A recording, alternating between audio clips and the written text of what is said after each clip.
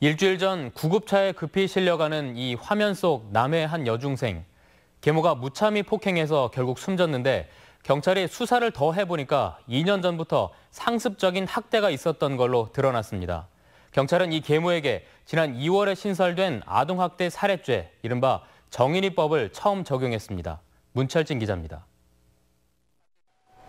지난 23일 새벽 구급대원이 아파트 밖으로 뛰어나오고 뒤이어 중학생 딸을 아는 아버지가 서둘러 구급차에 오릅니다. 곧바로 병원으로 달려갔지만 딸은 숨지고 말았습니다.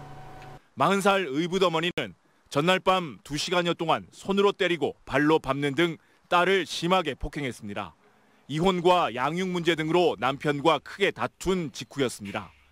딸이 숨을 가쁘게 쉬고 몸에 힘이 빠지는 등 상태가 악화됐지만 5시간 동안 방치했습니다. 경찰 조사 결과 계모의 학대는 2년 전부터 계속됐고 남편과 별거를 시작한 지난 3월부터는 더 심해진 것으로 드러났습니다. 지난해 여름부터 확인된 학대 행위만 4건입니다.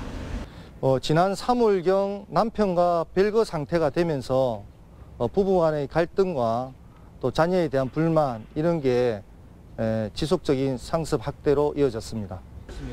부검 결과 딸의 사인은 외부 충격으로 인한 장기 손상이었습니다. 계속된 폭행과 학대 때문에 장염이 생겨 복부가 부풀어 있었는데 또다시 장시간 폭행을 당하면서 몸이 견딜 수 없었던 겁니다. 경찰은 지난 2월 신설된 이른바 정인이법 아동학대 살해죄를 적용해 의붓어머니를 검찰에 송치했습니다. 딸이 사망할 수도 있다는 걸 알면서도 사정없이 때리고 방치하는 등 미필적 고의에 의한 살인을 저질렀다고 본 겁니다. 상습 학대 혐의 인정합니까? 다른 자녀에 대한 학대 혐의 인정하십니까?